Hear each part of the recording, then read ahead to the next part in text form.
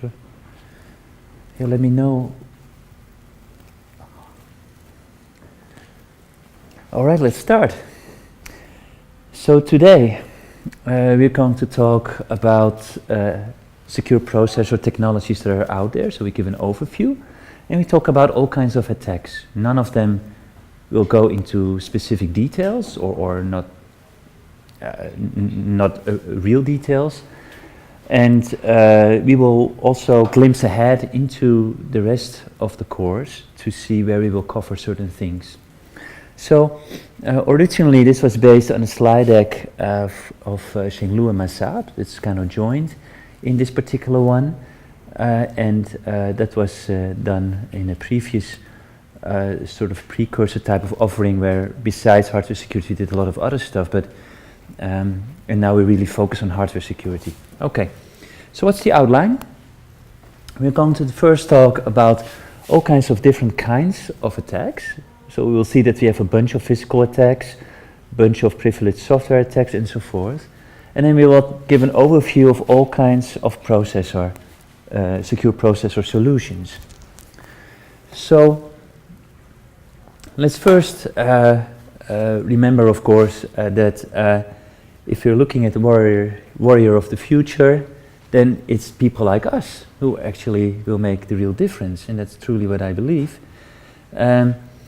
Unfortunately, it's not just sort of the hacker at the background who's maybe a remote adversary trying to hack into a system. You can also do physical attacks. One is port attacks. So, you know, an attacker plugs in, say, a USB flash drive into the victim's case, so you have physical access to be able to do so, and then boot from the flash drive. And if you do that, you can really get access to pretty much everything, right? Because the BIOS, the firmware, will be uploaded first and all of that stuff, and you'll be able to get control and access to all the peripherals, including the memory. So that's one kind of physical attack. We have the bus stepping attacks. We talked about that a little bit last time, but again, you need physical access. You can either just monitor. For example, you have remote access of a peripheral, and through that you are potentially able to see changes in memory, for example. We talked about it a little bit last time. We can have more active attacks, especially if you can truly have access to the bus. You could potentially override memory or something like that with malicious stuff. It's almost like you hook up your own malicious peripheral. There's also the option for replay attacks, where you sort of read what is being transmitted over the bus, and at a future time you replay it. And why do you do that? Because the replayed information has the proper authenticators in it, but it's clearly not fresh, and in that way you try to attack the system. So you replay old data that still feels authentic to the system, but since you replay it, it's given to you. It's data that's given to you that was produced at a very old, in the far past, say, and that will lead to some attack maybe, or some problems at least. We have chip attacks, and you can physically look into the chip, and you can attack it if you want to. This is one example. You can, for example, do cutting and repairing of silicon structures, like security fuses. So what you could do is you can literally sort of decap the chip in some ways, or go from beneath into the chip itself. So it's a very physical attack where you need physical high-end probing mechanisms, which is costly. But once you are there, you can cut a wire, or you can glue a wire, and in that way you may get access to secrets again. And or you can just look at what's going on there, and in that way also find out about secret information. And this has actually been demonstrated, and I still remember a nice paper in 2013 actually at CCS. Well, I was attending the talk, and it was pretty cool that you could see pictures of how the decapping process actually continues. And at that time they said it was about, what was it, 60,000 euros to make that happen. It's expensive, it's true, but like if you would buy someone to do it for you. But hey, it depends on what you are going to attack, whether that would be actually a good idea. Bus stepping attacks. So let's remember the car. And I don't know whether you've seen videos of essentially hacking into a car remotely and getting control over its system. But you know, an attacker can tap the bus and snoops in on information, can potentially insert information as well, causing unrequired behavior. So you could do that. For example, you may potentially extract information by observing the DRAM address sequence. It's just that I put it out here. It's maybe not related to a car, but we will later on talk about oblivious RAM and stuff like that. That will prevent this from happening. Well, you will still snoop, but you will not learn any information. Other chip attacks are, for example, this one was a really cool demonstration of how you could, by reducing temperature, cause chips to go in hibernation mode, where security modules are turned off, and then you could potentially write to DRAM and so forth, and you can play out an attack, and that is pretty bad, right? So you can overwrite parts of the DRAM that are allocated for sensitive segments of code that now become malicious. So that is apparently possible. Other possible attacks include tampering with hardware fuses and wires, and that is what I just talked about when you cut wires and stuff like that. So you could do that as well. Privileged software attacks. So we go over a whole range of different kinds of attacks. So why do we do that actually? Well, in the next lectures, we focus in on SGX, and then at some point we would also like to find out what SGX is still vulnerable to, or you know, what is the adversarial model that SGX is dealing with, meaning that you know, certain attacks are not covered by it. So we like to have a good understanding of what's going on. So this is sort of more like an overview of all kinds of things that you can potentially think of. So here we have the system management interrupts and modules that are all at the most privileged level, and they are actually stored in a part of flash memory that potentially you can also get access to, maybe through other privileged but exploitable modules. We talk about that in a moment, or later on. There's a little bit of a slide on that. And that allows you to then compromise an Intel TXT, at least within that particular adversarial model. So we'll come to that in a moment. So Intel SGX tries to avoid any of that, but we have to think a little bit more carefully of what Intel SGX really means, and we will have many more lectures about it.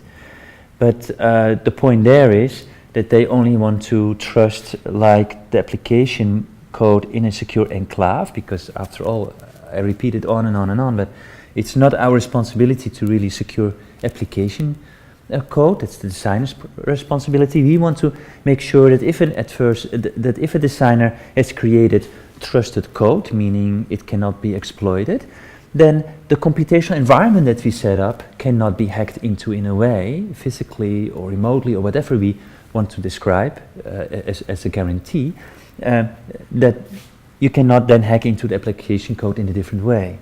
But anyway, it's running in here, the lowest, less privileged level, but we always need to also have some form of trust in some firmware. And we'll see that also later on when we talk about Sanctum. That's another kind of processor. All right, so that's what we have here. So software attacks on peripherals are also pretty dangerous, right? Because then you have access to a peripheral, and through that you can potentially monitor what's going on in, say, DRAM memory that is being accessed by the CPU with the thread running on it that you would like to know more about, that you try to get information from. So there's a whole bunch of possibilities. Here they are, and we go through a couple of those. So the PCI bus allows the device to do a direct memory access, and the attacker can potentially change critical data if you have access to that, right? And GPUs are exposed this way too, you can have access to those. So, you know, you need to do something about hardware isolation or some kind of control mechanism, something that you believe cannot happen. For example, you may just simply say in your adversarial model, we do not believe in a physical adversary. That is possible, right? Say we only assume a remote adversary, then we may not have this problem at all, we don't care. So, but anyway, an early implementation of Intel TXT gets compromised. So the idea here was that the TXT reserved DRAM regions for specific purposes, but now can be accessed by a compromised peripheral over DMA, and they fixed it by adding security checks in the DMA. As far as I remember, it was actually more of a little extra microcontroller unit that was added to this to do the control access for this, but that also extended trusted computing base from the hardware perspective. You need now to not only trust your, say, Intel TXT platform, that CPU, but you also need the extra piece of hardware that is doing this kind of stuff. So, and all of this has to, of course, work together in a way that you hopefully can prove does not have a vulnerability. Okay, so that's the kind of stuff that you got to think about. There's all kinds of DRAM attacks. I mean, this was kind of a cool one. And it talks about, you know, bit flips on a DRAM refresh. So here we have this particular picture where you have adjacent cells, and those bits may get flipped because of a DRAM refresh. So you get some, just because of the hardware, you may have some OR circuitry or current leaks that then change effectively the content and may allow you to sort of get in an unprivileged way, have some sort of access. Now, I don't know the details about this, to be honest. I would really need to study that. But the promise is, though, that an attacker can find out information about page table bits, right? It may even be possible to then to have a modification of page tables. That could be potentially be possible too. So if I can literally flip a bit through such a type of methodology, I can then change an address in one of the page in one of the pages, and that means that in my address translation I will go to some other position. So it's kind of interesting. Of course, there's some randomness involved, and I really have no clue how that plays out. I don't know. But if one is truly worried about this, and this was actually quite a news flash at the time, to be honest, then you need to have isolation of page tables in your memory from the rest, right? Or what you could do is, you need to just check all the time that nothing has been flipped. So you need some special hash checks. That's quite important. So you need to do something to avoid this. But that's actually quite interesting, because this shows, right, that the attacker, we always have the game between the attacker and the defender, and the attacker always comes up with something new that you had not anticipated. And this was clearly something new when it was published a few years ago. We don't have the reference here, but I think it was really not such a long time ago, and maybe a few years. And up to that point, nobody had ever thought about something like this, and there it is. And I think we see that both for software exploits and as well as hardware exploits. So what about side channels? Here we focus for a moment on performance monitoring, so registers that have performance counters, and those can actually, if you have access to those, leak what the other thread that you want to know information about, what it is doing, what kind of branches it takes, and that kind of stuff. So Now, this is not, just to quickly say, this is not the only type of side channel attacks that we have. You can have power analysis attacks. We will talk about that later in this lecture series. You can have heat maps. We will not talk about that. You can have all kinds of possible ways to learn if you have physical vicinity, so maybe not even sort of that you have to actually really get into or break into or decap a chip or whatever you do, that you may not have to do even. You could just sort of listen to the pins, to the power pins, or you put it on a sort of a microscope to have a look at the heat map and so forth, and you can get side channels.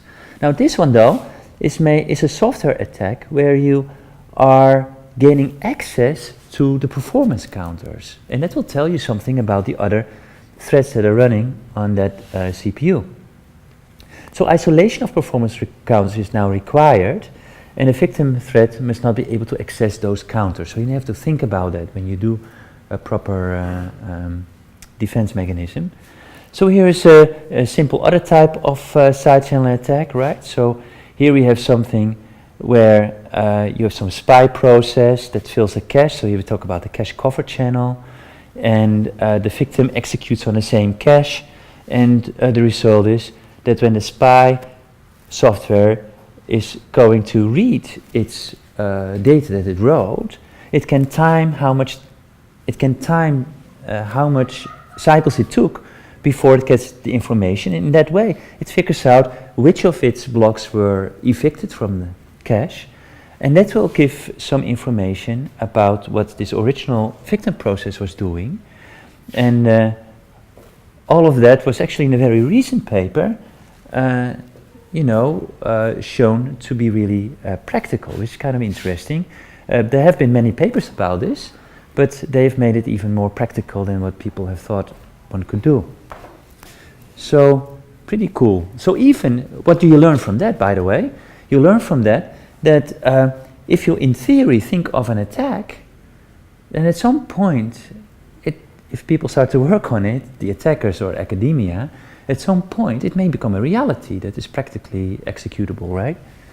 So, in other words, everything I feel that we can think of, if we put ourselves in the adversary, in the attacker's shoes, is actually possibility that could happen, and so we should defend ourselves against it. All right. So attacks on the boot firmware. An attacker can use the highly privileged system management mode that we've talked about in the previous slide, right? That highest privileged level to read and write device firmware. Now, such a mode can read, write anywhere because of that privilege, and can access peripherals for debugging purposes. So that's also better that you can attack those. But Intel Management Engine reads the contents from the same flash as the above firmware, and has also pretty high privileges. And so if you can compromise this guy, then it would leak most of the powers that come with that, and then now you could effectively make this system management mode to load, say, malicious firmware. You could do those kinds of things. And of course, a compromised ME has also access, because of its privilege level, has also access to all kinds, to DRAM bus, PCI bus, and so forth. So what you need to do is you need to make sure that isolation and secure update of firmware is required. So I may update my firmware, but it has to be done in a secure way. What does that mean? And it also has to be isolated. So you should not have flash memory that is sort of, that can overflow, if you will, from one thread to another thread. So you do not want to have any, you want to have real isolation that is provided by the hardware. That would be really great. So that's, now, that comes to, of course, a malicious BIOS. BIOS is also firmware.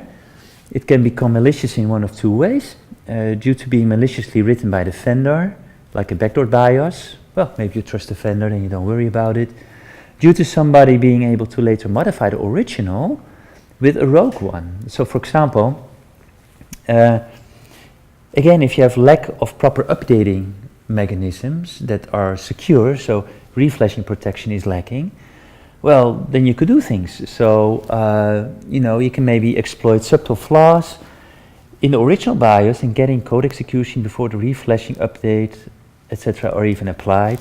Or maybe if you have even also a possibility for physical attacks, if we allow that in our threat model, then we can connect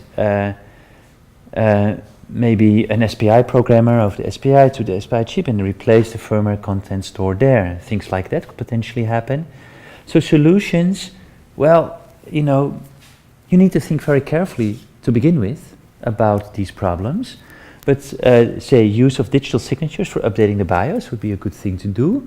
Of course, that means that you need to know the secret keys. You need to assume that the secret keys associated with the signatures are actually secret. They have not leaked. So certificate authorities need to be trusted and also sort of things. So you have the whole key management problem. But anyway, this is definitely a good thing to do. Firmware measurement by the TPM, say you have a trusted platform module that we talk about in a moment, which could actually hash your firmware and try to make sure that nothing has changed, and so on. Yeah. Can you explain me what is this SPI programmer, like SPI? Oh, this is just a serial peripheral interface. Yeah. Yeah, it's the same as It's just a communicate. Yeah, just to communicate with the chip.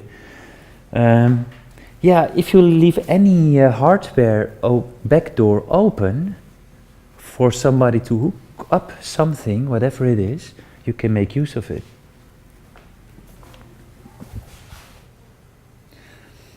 So, what about peripherals? Of course, if I get access to peripherals and can then use those to maybe monitor some other things, that would be bad too. Malicious USB devices can trigger the download of device drivers, etc., etc. A malicious graphics system, record all the documents that the user has seen, blah, blah, blah. A malicious disk controller, and so forth. Clearly, every single peripheral that is being used by an actual program, if malicious, can leak whatever this program wants to do with it, or what the computational system wants to do with it. So you may have the DMA attacks again. Compromised audio card can control the microphone and listen to the user's conversation. It's kind of interesting too. Today we saw, some of you may have seen a presentation about, taking control over the camera in your Android phone, things like that. So, using these two that we discussed just now, an attacker can obviously attack all the device peripherals and so forth. So you will have to make sure that those two, the ME and the SMM, that those two pieces of code that are in flash memory, that you will be able, that you can say something about it with respect to its security. Unfortunately, it's largely undocumented, so this is more like security through obscurity, as we say.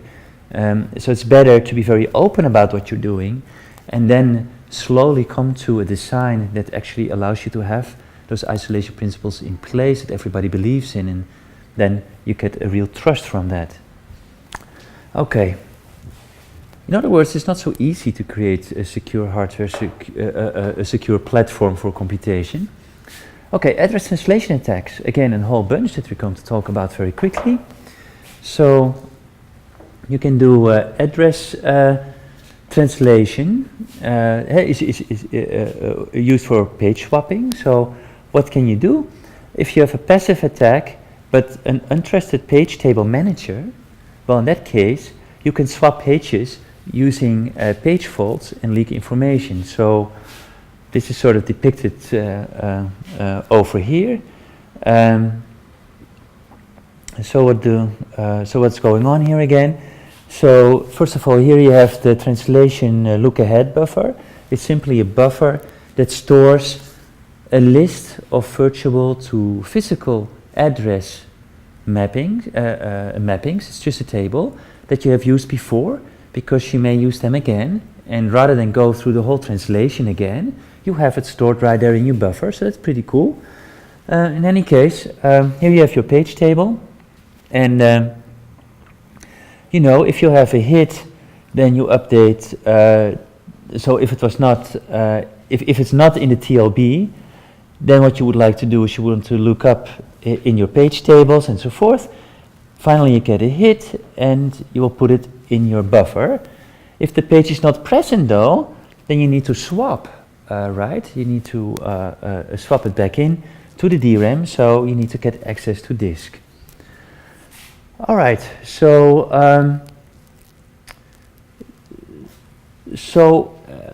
effectively, there's a successful practical attack on SGX where an image was inferred even though it was isolated by SGX. So what happened here? The idea was that, well, if you have this untrusted page table manager, obviously you can then swap on page faults, and that could leak information because you swap it out to the disk that you may not trust, right? Because other peripherals can access to it and so forth.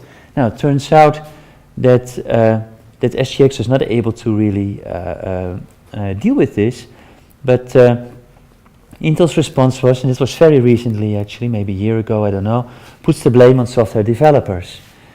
You know, this is what I mean. You have such a big computational system. It's just good to be open. I do not even know exactly how this all works, right? I do not know that. But the point here that I try to make is that you have a complex secure process technology or any other system, and people will find out new ways to provide attacks. And so that interactive discussion is actually very useful. It's not so great for a business like Intel because it reduces trust in their product, and then you lose you know, a market share or whatever they want to get. But when you think, especially from an academic perspective, that's great. That's the discussion that we like, an open discussion that in the end hopefully creates like some open source computational environment that we all trust in, because over tens of years we actually have been able to put in all the tricks and safeguards. You know, it's not security by obscurity anymore. And why do I say that for Intel? Because most of all of its internal working, it's really mostly learned from its patent literature, and then did not produce proper documentation, I would say. Of course, they have their the Intel SGX data sheet and so on, and how do you use it, but it does not explain how it is implemented, what kind of mechanisms are in the background, what is exactly possible, and so forth. Okay, cool.